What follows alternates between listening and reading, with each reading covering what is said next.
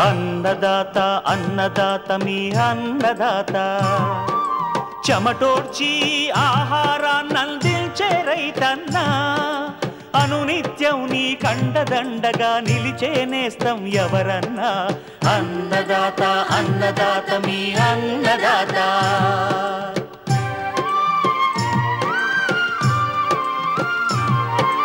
నూతన రీతుల సాగుబడికి నూరింతలు పెరిగే దిగుబడికి సూచనలిచ్చే సస్య రక్షణకు పశు పోషణకి శాస్త్ర విజ్ఞానం అందించి ముందుకు నడిపే తెలుగు రైతు భారతదేశానికి మకుటం అయ్యేలా తీర్చిదిద్దే ఆశయంతో మిమ్ము మేలు కొలిపేది అన్నదాత అన్నదాత అన్నదాత మీ అన్నదాత అన్నదాత అన్నదాత మీ అన్నదాత.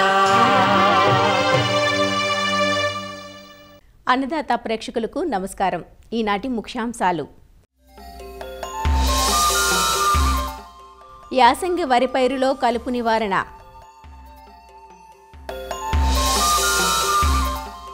పలు పంటలను ఆశించే పిండి నల్లి యాజమాన్యం,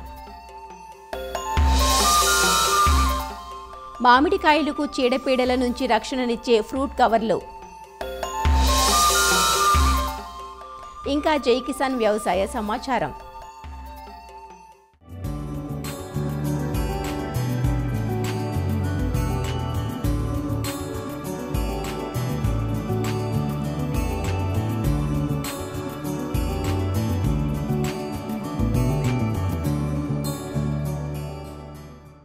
ఏమాత్రం నీటి వసతి ఉన్న రైతులు సాగుకు మొగ్గు చూపే ధాన్యపు పంట వరి.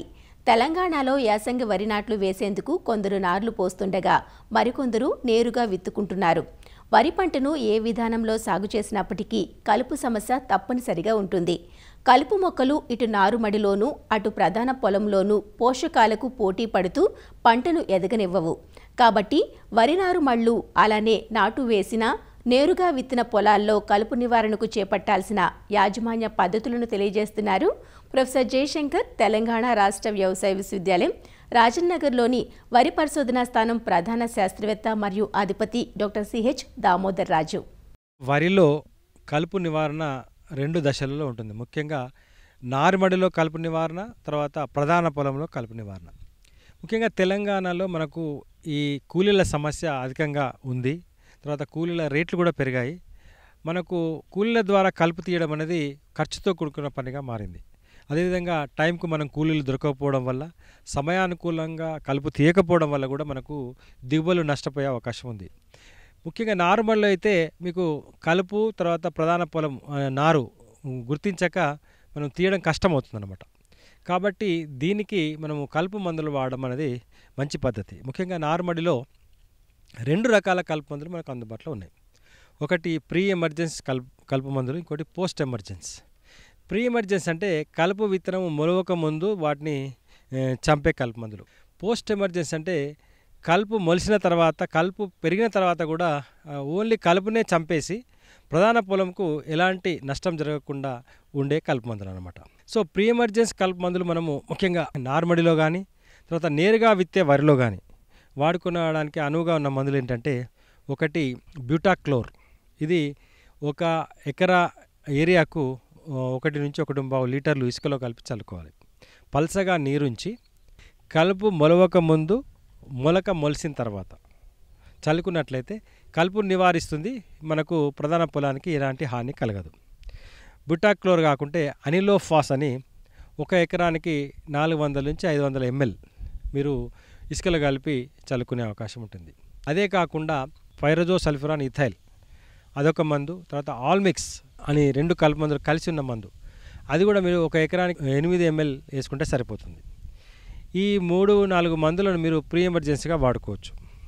తర్వాత ప్రీ ఎమర్జెన్సీగా వేయలేదు, తర్వాత మీకు కలుపు మొలిసింది, ప్రధాన పొలంతో కలిసి ఉంది, అలాంటప్పుడు మీరు పోస్ట్ ఎమర్జెన్స్ కలుపు మందులు అంటే కలుపు మొలిసిన తర్వాత వాడే కలుపు మందులు కూడా వాడుకోవచ్చు. ముఖ్యంగా నేరుగా విత్తే వరిలో కానీ లేదా నారుమడిలో కానీ.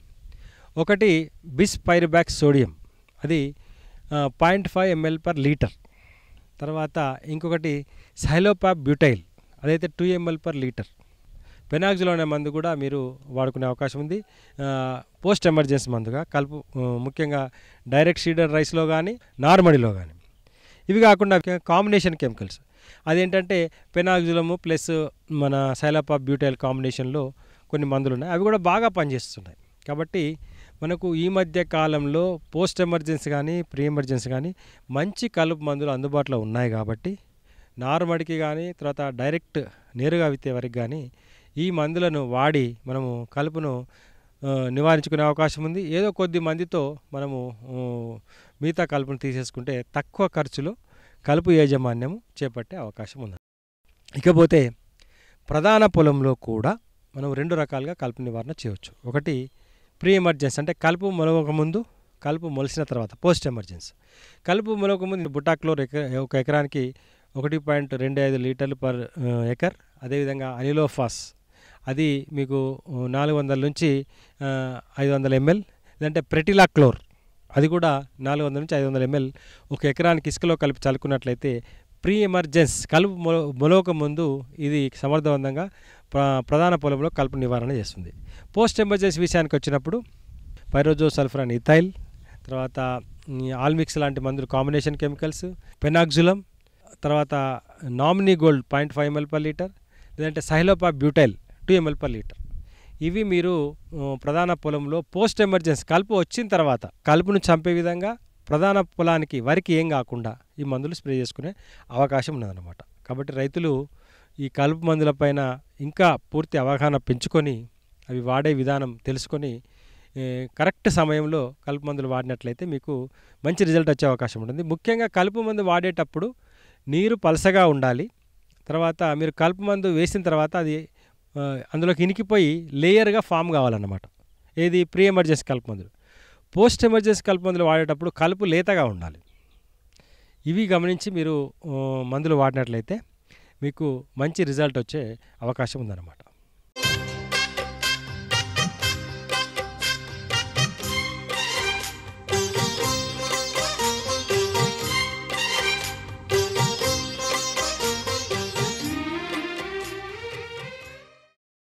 ఇటీవలి కాలంలో పండ్ల తోటల రైతులు ఎదుర్కొంటున్న ప్రధాన సమస్య పండు ఈగ.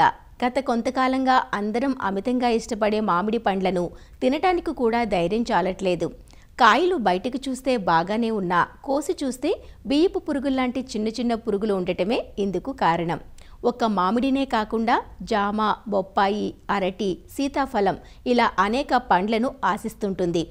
ఎరలను పెట్టి ఈ పురుగులను ఎంతో కొంత అదుపు చేసుకోగలిగినా ఇటీవలి కాలంలో అందుబాటులోకి వచ్చిన పండ్ల కవర్లు మామిడికి మరింత ఉపయోగకరంగా ఉంటున్నాయి.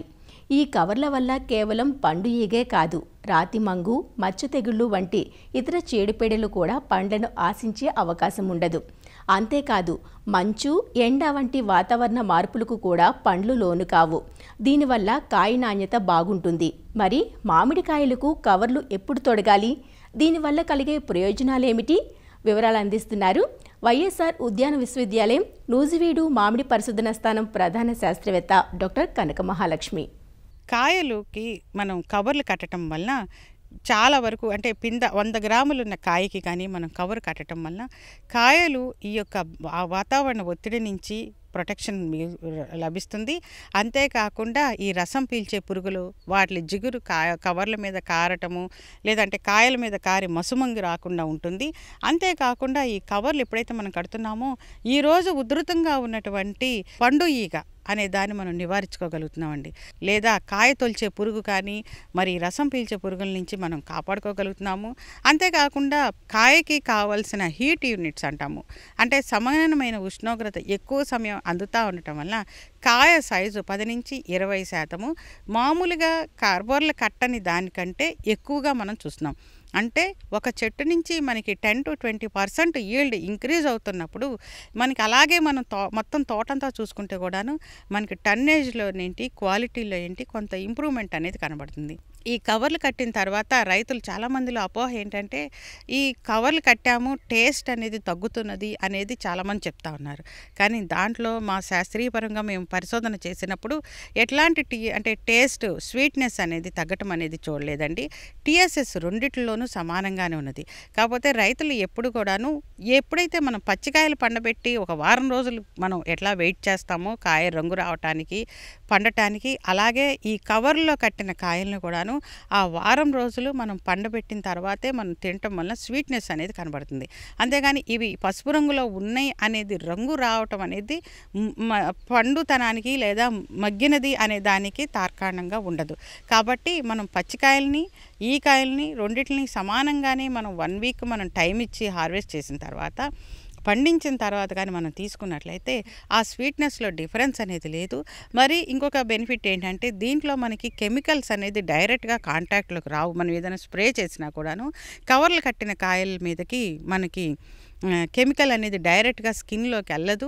అలాగే కాయల యొక్క నాణ్యత కూడాను అధికంగా ఉంటుంది. కాబట్టి మనం కవర్లు కట్టిన కాయలు ఈరోజు అధిక ధరను పలుకుతమే కాకుండా మనం ఎక్స్పోర్ట్ చేసిన కాయలన్నీ కూడాను మన రాష్ట్రం నుంచి ఇతర దేశాలకు వెళుతున్న కాయలన్నీ కూడాను కవర్లు కట్టిన కాయలనే మనం అధికంగా తీసుకొని వెళతాం జరుగుతుందండి. అయితే మన మార్కెట్లో కానీ మనం చూసుకున్నట్లయితే బంగినపల్లి బాగా వచ్చిన సమయంలో కూడా 30-40 వేలు టన్ను ఉన్నప్పుడు కూడాను కవర్లు కట్టిన కాయలకి సుమారుగా 20 నుంచి 30 వేలు అధిక ధరకి పలుకుతాం మనం చూస్తూ ఉన్నాం. అంటే మనం కవర్లు కట్టిన సుమారుగా కవర్ 2 రూపాయలు, మరి కట్టినందుకు ₹1 లెక్కన వేసుకున్నా 2.5 రూపాయలు మనం లెక్క చేసుకున్నా కూడాను మనకి వచ్చే దిగుబడి కానీ దాని యొక్క రేటు కానీ మనకు అధికంగానే పొందుతూ ఉన్నామండి.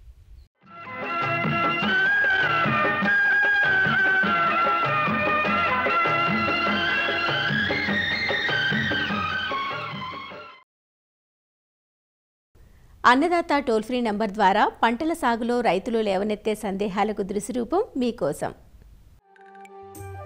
వేరుశనగ ఆకులను లద్దె పురుగులు తిని నష్టం కలిగిస్తున్నాయి, నివారణ తెలియచేయండి అని అడుగుతున్నారు అనంతపురం జిల్లా రామగిరి నుండి వెంకటనాయుడు.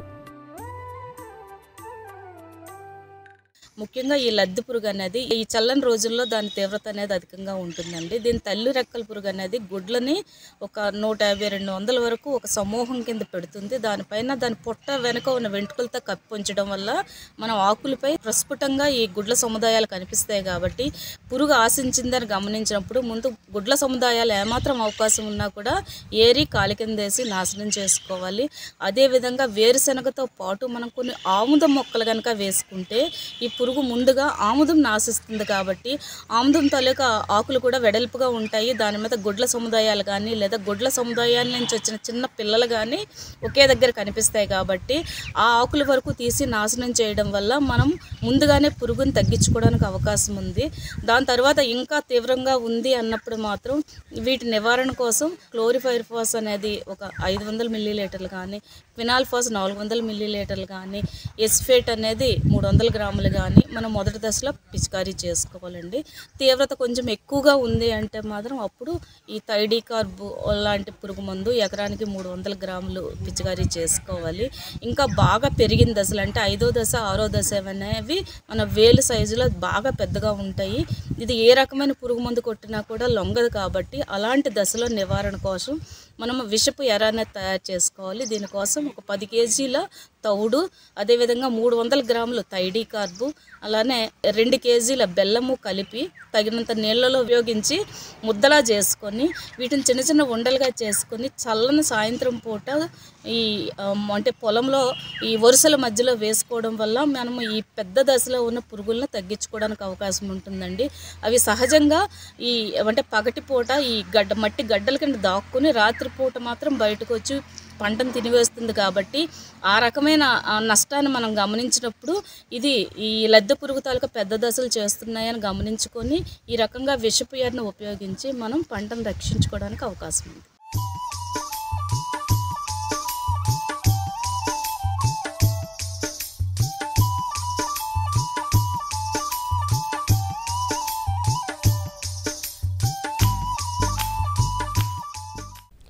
ఈ మొక్క ఆ మొక్క అన్న భేదం లేదు, పిందా కాయ అన్న తేడా లేదు, మొగ్గ పువ్వ అన్న సంబంధం లేదు, ప్రతి మొక్కను అన్ని దశల్లోనూ ఆశిస్తూ వదలని పీడలా మారింది పిండి నల్లి.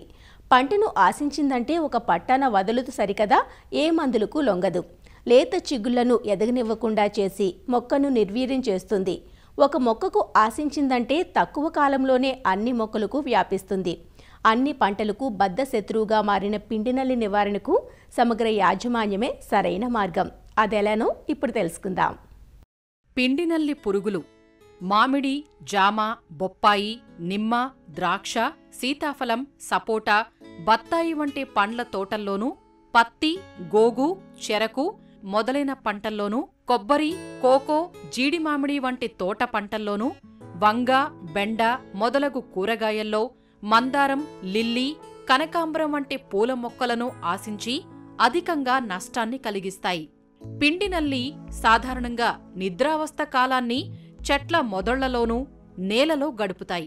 గుడ్ల నుంచి పొదగబడిన పిల్ల పురుగులు నేల నుంచి చెట్ల మొదళ్ల మీద పాకుతూ లేత కొమ్మలు, ఆకులు, పూత, కాయల తొడిమ భాగాల్లో లేదా కాయలపైన గుంపులు గుంపులుగా చేరి రసాన్ని పీలుస్తాయి. దీని కారణంగా ఆకులు పత్రహరితాన్ని కోల్పోతాయి. కిరణజన్య సంయోగక్రియ సరిగా జరగక మొక్కలకు అందాల్సిన పోషకాలు తగ్గి మొక్కలు గిడసబారిపోతాయి. మొక్కల మొదళ్లలో తిరుగుతున్న చీమలను బట్టి పురుగు ఉనికిని గుర్తించవచ్చు.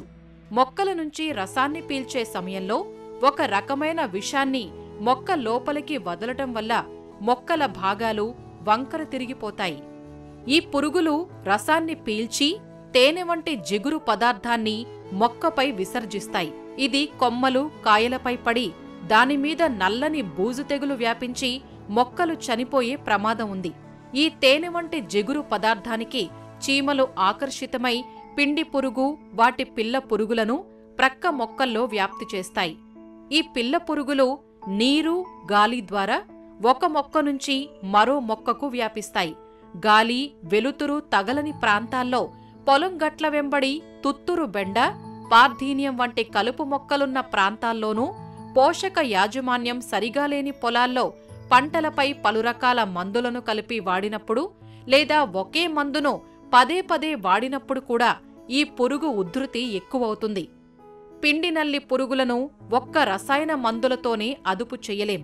పైగా పురుగుల శరీరం మీద మైనపు పూత ఉండడం, పురుగులు మొక్కల మొదళ్లలో ఇరుకు భాగాల్లో దాక్కుని ఉండటం వల్ల మందులు అంతగా పనిచెయ్యలేవు.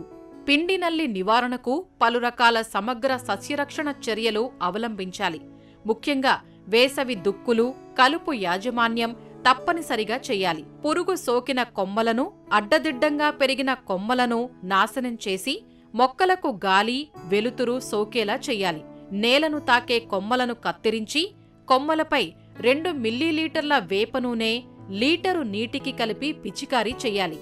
లేదా 5% వేపగింజల కషాయం పిచికారీ చెయ్యాలి. కాండం చుట్టూ 400 గేజ్ పాలిథీన్ షీట్ను చెట్టు మొదలు నుంచి 1 అడుగు ఎత్తు వరకు అమర్చి షీట్ పైన గ్రీజు పూయాలి. అలా చేస్తే పిల్ల పురుగులు చెట్టుపైకి పాకలేవు. పురుగు ఆశించిన మొక్కల భాగాలను తడిగుడ్డ లేదా గోనెపట్టాతో రుద్ది పురుగులను చంపాలి. ఎరువులను సరైన మోతాదులో వేసుకోవాలి. ముఖ్యంగా నత్రజని ఎరువులను మోతాదుకు మించి వెయ్యరాదు.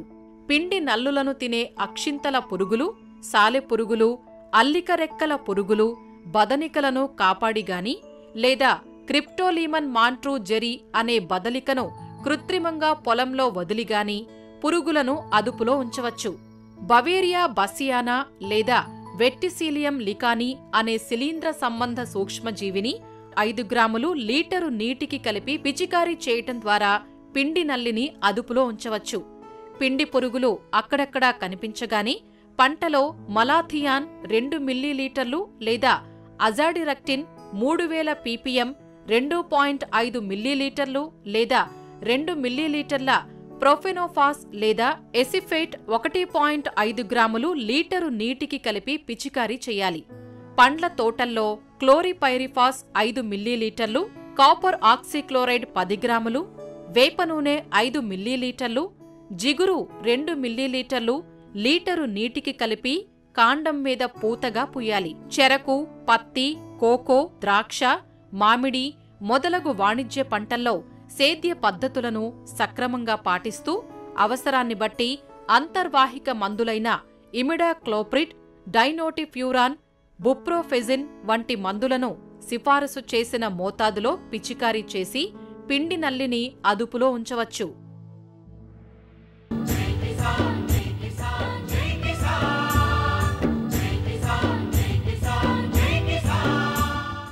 వ్యవసాయ సమాచారం ఇప్పుడు జై కిసాన్లో చూద్దాం.